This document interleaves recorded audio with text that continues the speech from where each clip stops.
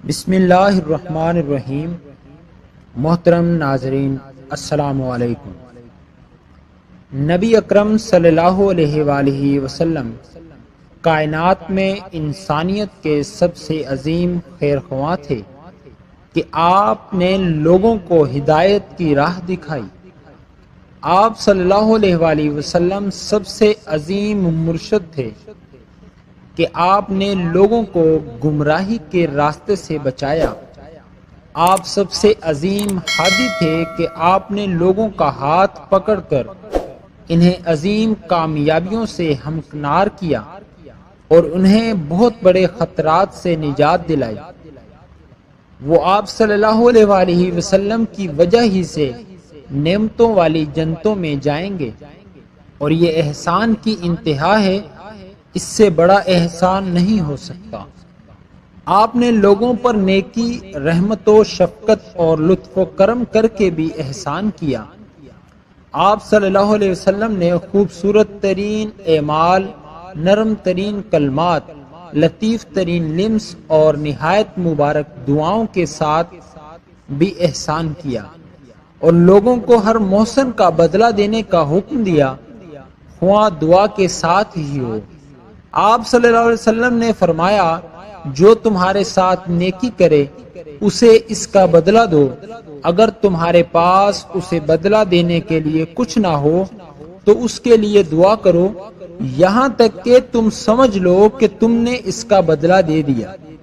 سیدنا عمرو بن اخطب انصاری سے روایت ہے کہ رسول اکرم صلی اللہ علیہ وآلہ وسلم نے پانی مانگا تو میں نے آپ کے پاس ایک برتن میں پانی دیا، اس میں ایک بال تھا، میں نے وہ نکالا اور پھر پانی آپ صلی اللہ علیہ وسلم کو پیش کیا تو آپ صلی اللہ علیہ وسلم نے دعا دی، اے اللہ اسے خوبصورت بنا دے۔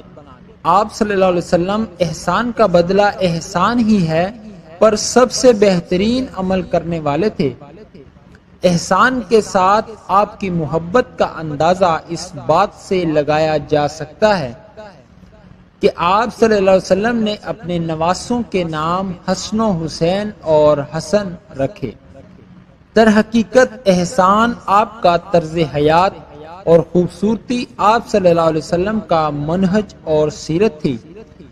آپ صلی اللہ علیہ وسلم ایسا دین لائے جس کی ہر بات حسین ہے، جیسا کہ اللہ تعالیٰ نے فرمایا، اور اس شخص سے زیادہ اچھی بات کیا ہو سکتی ہے جس نے لوگوں کو اللہ کی طرف بلایا اور نیک عمل کیے اور کہا بے شک میں تو فرما برداروں میں سے ہوں۔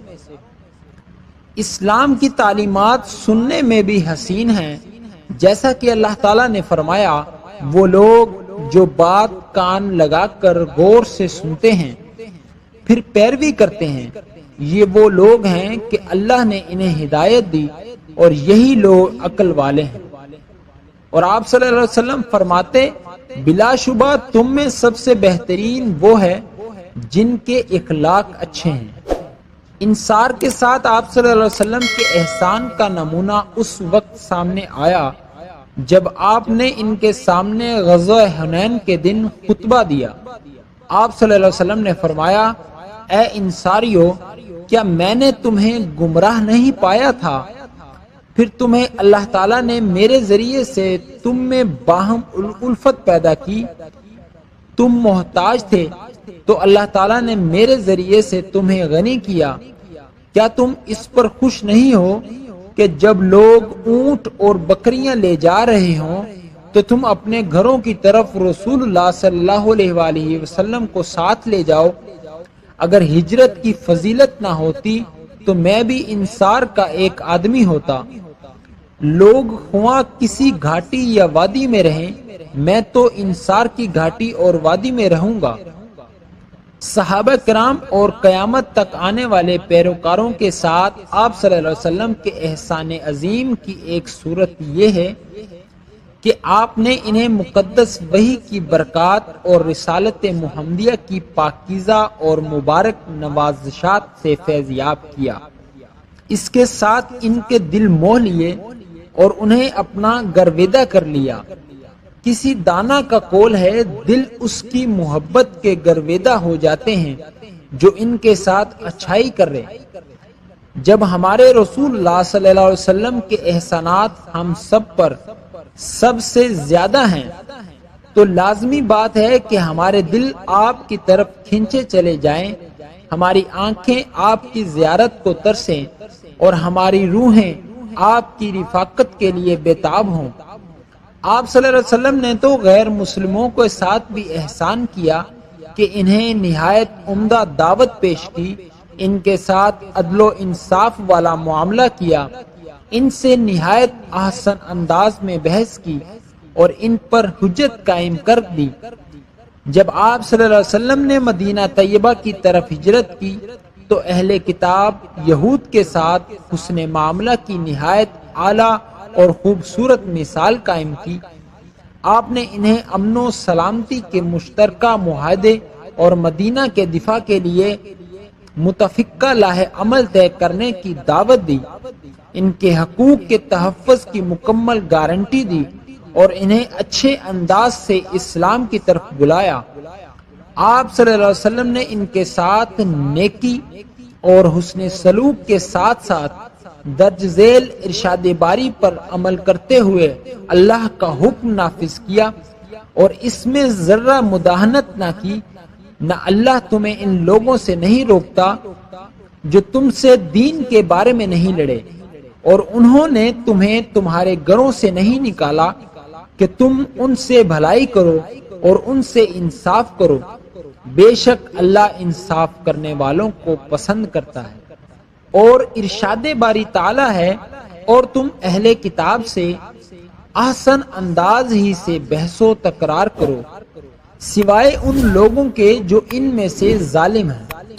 جب نجران کے عیسائیوں کا وفد نبی اکرم صلی اللہ علیہ وآلہ وسلم کے پاس آیا تو آپ نے ان کی عزت و تکریم کی، انہیں خوش آمدید کہا، ایسی جگہ ٹھہرایا اور ان کے سامنے دلائل و براہم پوری طرح واضح کیے۔ اہل کتاب کے ساتھ آپ کی نیکی یہ ہے کہ جن یہودیوں نے آپ کی پاسداری کی، آپ نے ان کے نہ مال ضبط کیے، نہ ان کی جائیدادیں چھینی اور نہ ان کے حقوق غصب کیے۔ آپ نے ایک یہودی سے قرض لیا تو اپنی ذرہ اس کے پاس گروی رکھی۔ مدینہ طیبہ پر مسلمانوں کے مکمل کنٹرول کے باوجود نبی اکرم صلی اللہ علیہ وآلہ وسلم اور آپ کے صحابہ پورے عدل و انصاف سے یہودیوں کے ساتھ لین دین کرتے تھے، کیونکہ آپ صلی اللہ علیہ وسلم عدل و احسان کے ساتھ بھیجے گئے۔ ارشاد باری تعالی ہے، بے شک اللہ عدل اور احسان کا حکم دیتا ہے۔ آپ صلی اللہ علیہ وسلم نے والدین کے ساتھ حسن سلوک کا درس دیا اور نیکی و احسان والی وہ شریعت لائے جس نے اللہ کے حق کے ساتھ ہی والدین کے حقوق کا ذکر کیا۔ ارشاد باری تعالی ہے، اور آپ کے رب نے فیصلہ کر دیا کہ تم اس کے سوا کسی کی عبادت نہ کرو اور والدین سے اچھا سلوک کرو۔ آپ صلی اللہ علیہ وسلم نے والدین کے ساتھ حسن سلوک کرنے کا اور ان کی اطاعت کرنے کا درس دیا، بشرط یہ کہ اللہ کی نافرمانی نہ ہو۔ آپ صلی اللہ علیہ وسلم ان کے لیے دعا کرتے، ان کے دوستوں کی عزت و تکریم کرنے اور ان کی شکر گزاری کا حکم دیتے، کیونکہ اللہ تعالیٰ نے اپنی عبادت، توحید اور حق شکر گزاری کے ساتھ والدین کے حق کا ذکر کیا ہے۔ ارشاد باری تعالیٰ ہے، یہ کہ تو میرا اور اپنے والدین کا شکر کر، اور اللہ تعالیٰ نے فرمایا، کہہ دیجئے تم آؤ میں پڑھ کر سناتا ہوں جو کچھ تمہارے رب نے تم پر حرام کیا ہے۔ اس نے تاکیدی حکم دیا ہے کہ تم اس کے ساتھ کسی چیز کو شریک نہ ٹھہراؤ اور ماں باپ کے ساتھ خوب نیکی کرو۔ آپ صلی اللہ علیہ وسلم نے نیکی اور حسن سلوک میں ماں کو سب سے مقدم قرار دیا۔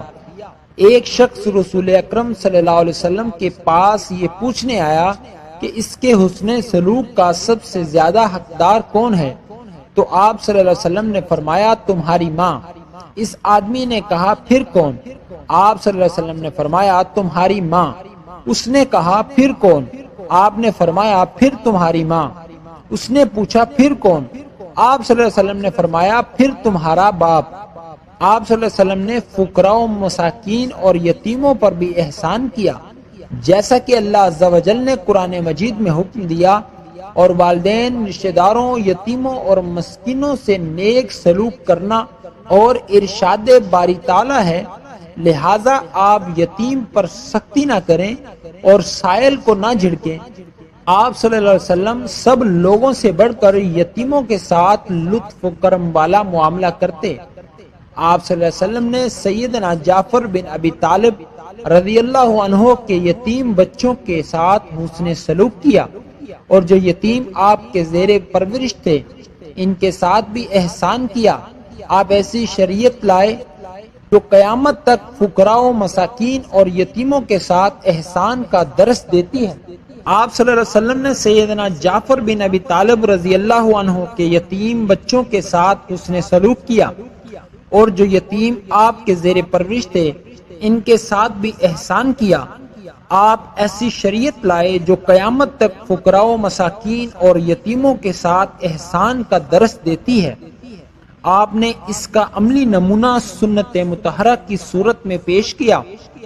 متعدد احادیث و فقراء و مساکین کے حقوق کے دفاع، ان کے اموال کی حفاظت، ان سے نرمی کا برتاؤ کرنے، ان کے سر پر دست شفقت رکھنے اور ان کی طرف مدد کا ہاتھ بڑھانے کی ترغیب پر موجود ہے۔ ان میں آپ صلی اللہ علیہ وسلم کا یہ فرمان بھی ہے، بیواؤں اور مسکینوں کے لیے دوڑ دھوپ کرنے والا اللہ کی راہ میں جہاد کرنے والے یا رات کو قیام کرنے اور دن کو روزہ رکھنے والے کی طرح ہے۔ اسلام کے سوا دنیا میں کوئی ایسا قانون یا نظام نہیں جس نے فقراء و مساکین کے باقاعدہ حقوق مقرر کیے ہوں۔ ارشاد باری تعالیٰ ہے، زکوٰۃ تو صرف فقیروں اور مسکینوں کے لیے ہے، بلکہ آپ صلی اللہ علیہ وآلہ وسلم نے یتیموں کے ساتھ احسان کو دل کی سختی دور کرنے کا علاج قرار دیا ہے۔ جب ایک آدمی نے اپنے دل کی سختی کی شکایت کی تو آپ صلی اللہ علیہ وسلم نے اس سے فرمایا، اگر تم چاہتے ہو کہ تمہارا دل نرم ہو تو مسکین کو کھانا کھلا اور یتیم کے سر پر ہاتھ پھیرو۔ اللہ تعالیٰ کی عظیم کتاب میں مسکین، یتیم اور قیدی کے ساتھ حسن سلوک کی تاکید کی گئی ہے۔ ارشاد باری تعالیٰ ہے، اور وہ کھانا اس کی محبت کے باوجود مسکینوں اور یتیموں اور قیدیوں کو کھلاتے ہیں۔ آپ صلی اللہ علیہ وسلم نے اپنے ہمسایوں کے ساتھ بھی حسن سلوک کیا، جیسا کہ آپ کے رب نے آپ کو حکم دیا۔ ارشاد باری تعالیٰ ہے، اور رشتہ دار، پڑوسی، اجنبی پڑوسی اور ہم نشین کے ساتھ بھی نیکی کرو۔